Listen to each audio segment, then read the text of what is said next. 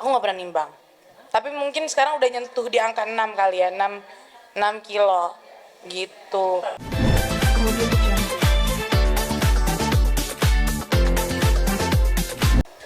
Ya, Bunda gimana nih? seru abis. Ya, pokoknya Bunda tuh energik, ya, bikin mood naik. Seru lah pokoknya. Terima kasih untuk Mami Maharani ya. Tuh kan kemana? Ya, gitu. Pertama kali. Ini Jadi pertama gini, kali nih. aku di fallback Bunda, aku langsung loncat-loncat. Ini nenek-nenek salah. Loncat gak ya? Kurang ajar. Bener gak ya? Lincah bener dia walaupun gemuk. Dia sebenarnya dia seksi loh, seksi. Menggoda dia. Menggoda. Muka-muka apa tadi katanya, bilang ke wartawan, muka apa tadi? Muka dia engong. Jangan gitu, ntar disensor. Muka-mukanya apa? Muka-mukanya blorong. Muka-mukanya blorong. Gitu guys. Ya, pokoknya hari ini happy banget bisa kerjasama bareng MK Skin, Bunda Korla, ada siapa lagi tadi, Aping, Maigun, ya pokoknya gitu. Ya, Krisdian harus disebut Anda Mbak. Ya, makasih banyak untuk MK Skin, Mami Maharani, Aji. Dah aja sih ya. Iya kan bariatrik. Bariatrik. Prosesnya gimana? Lo menurunkan berat badan seperti apa? Nurunin, iya bariatrik, ya inilah progresnya. Sejauh mana prosesnya dari berapa kilo sampai sekarang berapa kilo? Aku nggak pernah nimbang. Tapi mungkin sekarang udah nyentuh di angka 6 kali ya, 6 kilo gitu. Target kamu segitu? Iya. Atau pengen turun lagi gimana? Turun lagi deh. Oke, kenapa menurunkan berat badan itu? Gimana? Kenapa harus menurunkan berat badan? Biar sehat. Udah, pokoknya gitu aja. Aku udah capek banget. Terima kasih ya teman-teman media. Belum ada juga. Tantangannya apa, Pak? Tantangannya kreatif kan ini apa? Biasanya yang susah buat. Nggak ada pantang. Nggak boleh makan terlalu banyak aja, nanti keluar lagi gitu. Ya. Baju-bajunya sendiri kan mungkin nggak kemarin, mungkin kemarin sih. Baju-bajunya belum aku ini sih, belum aku bongkar, jadi masih ya ada di rumah gitu, karena kan banyak banget, jadi butuh mood untuk ngebongkarnya gitu. Oh iya pasti sih gitu. Oke, gitu aja ya. Makasih. Di belakang kamu ini nggak sih buat kurban, nggak sih ada rencana untuk kurban gitu? Iya, nanti aku infoin ya. Ntar kamu main-main ya. Ntar kalian main-main ya. Kalau aku beli sapi, doain ya. Kita nonton bagus ya. Iya, oke. Ya. Boleh nggak update? Apa? Enggak boleh. Makasih ya. Makasih banyak.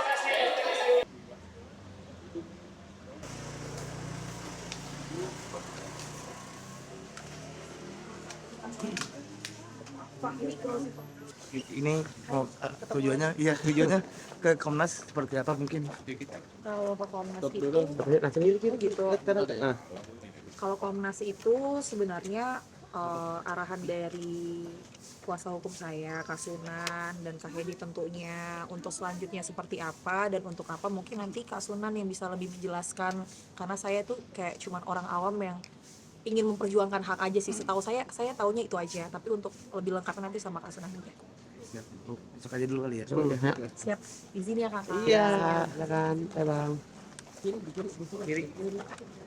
Kami selaku tim kuasa hukum mendampingi klien kami Mbak Clara Sinta untuk datang ke Komnas Perempuan. Agendanya adalah untuk membuat pengaduan atas apa yang dialami oleh Mbak Clara dan apa juga yang terkait persoalan hukum. Klien kami ini di sini mengadu karena dia merasa adalah seorang korban dari satu peristiwa adanya dugaan hubungan suaminya dengan wanita lain yang sedang melakukan aktivitas video call seks atau dikenal VCS yang kemarin sempat ramai di pemberitaan atau viral. Namun demikian, apa yang dia alami ya sangat merugikan, artinya merugikan rumah tangganya juga, lalu merugikan secara nama baiknya, merugikan pekerjaannya, yang dimana pada saat peristiwa itu sempat sampai sama suami pisah ya, sama suami sempat pisah, lalu juga nama baik dan anak-anaknya.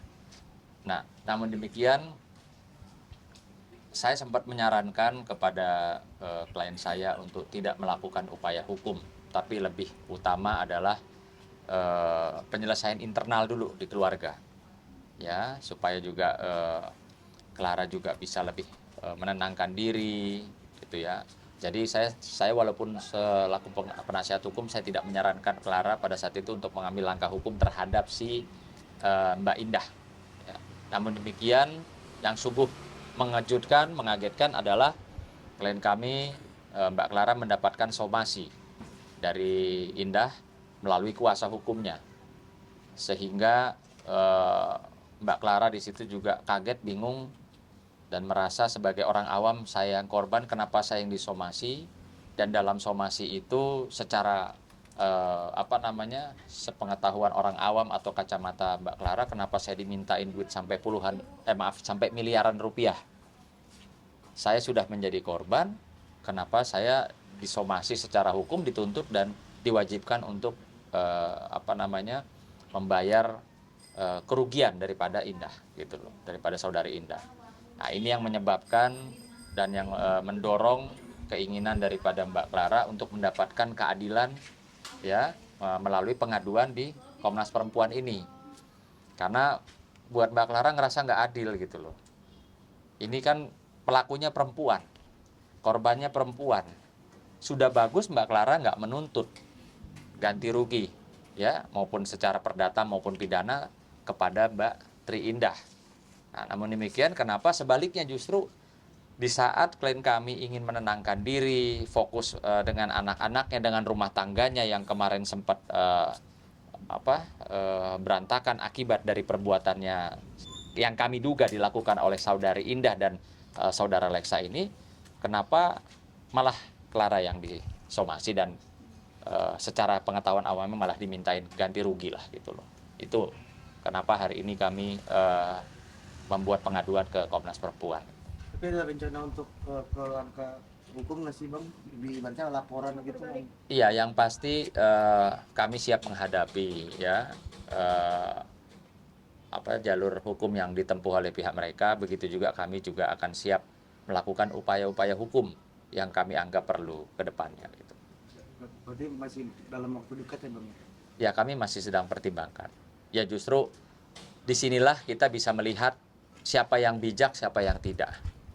Korbannya klien kami, tapi klien kami ini tidak melakukan upaya hukum terhadap pelakunya, yang kami duga pelaku, malah yang kami duga pelaku itu malah yang mengambil upaya hukum terhadap klien kami. Jadi saya cukup respect kepada klien saya juga, karena dia lebih mengedepankan sesuatu yang bijak, gitu ya, daripada untuk mengambil upaya-upaya hukum sementara ini. Mungkin respon dari pihak Komnas Perempuannya seperti apa, dan ada pendampingan psikolog nggak sih ke depannya, karena kan mungkin Mbak Clara juga mengalami trauma. Nanti mungkin bisa ditanyakan langsung, silakan ibu-ibu yang tadi di dalam. Respon dari pihak Komnas seperti apa? Kalau tadi respon dari pihak Komnas, namanya juga Komnas Perempuan ya, mereka itu mendengarkan bukan secara mata hukum, tapi lebih ke mata perempuan. Jadi mereka paham kita hidup di negara hukum ini, apapun tindakan yang siapapun perbuat itu pasti akan ada impact-nya. Tapi betul, tapi mereka di sini nggak melihat itu. Mereka lebih melihat ke apalagi, terlebih lagi posisi saya ini istri sah, punya kekuatan hukum lagi di depan mata agama dan hukum, itu menjadi nilai plus tambah lagi untuk mereka. Semakin pembelaan sama saja, tapi mereka akan lebih mengerti posisi saya ini dirugikan gitu. Saya ini posisinya saya yang dirugikan gitu. Saya dirugikan, dan saya pun sejauh ini untuk langkah hukum nanti ke Mas Sunan sendiri, kuasa hukum saya yang mengambil langkah tersebut. Saya tidak bisa membeberkan, saya akan melaporkan, saya nggak bisa beberkan apapun, itu menjadi rahasia kami sebenarnya. Tapi pada awalnya, pada saat itu saya tidak mengambil langkah hukum karena saya ini hanya ingin hidup tenang aja, Mas. Kemudian